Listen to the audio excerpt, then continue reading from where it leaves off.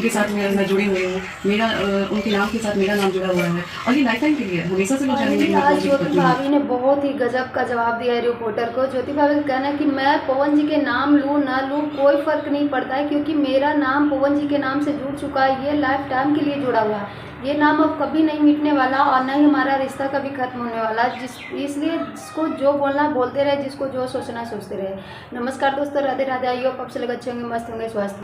क्योंकि पवन जी के मेरे मांग में जो सिंदूर आज सबको दिखता है वही मेरी पहचान है और पवन जी ही मेरी ज़िंदगी के सबसे बड़ी सच्चाई है। तो मैं कहीं भी जाऊँ, मेरे नाम पवन जी से जुड़ चुका है, तो मुझे सब लोग पवन जी के नाम से ही पहचानेंगे। वैसे वो मुझे सपोर्ट करे या ना करे मुझे कोई फ़र्क नहीं पड़ता, क्योंकि मेरे साथ मेरी जनता है, उनका प्यार आशीर्वाद है। तो कौन क्या सोचता है मुझे वो सब अब नहीं सोचना। मैं अपने लाइफ में आगे बढ़ रही हूँ और किसी को भी कुछ भी कहने से मुझे कोई फ़र्क नहीं पड़ता। वैसे मेरे फैमिली और मेरी जनता है मेरे साथ में।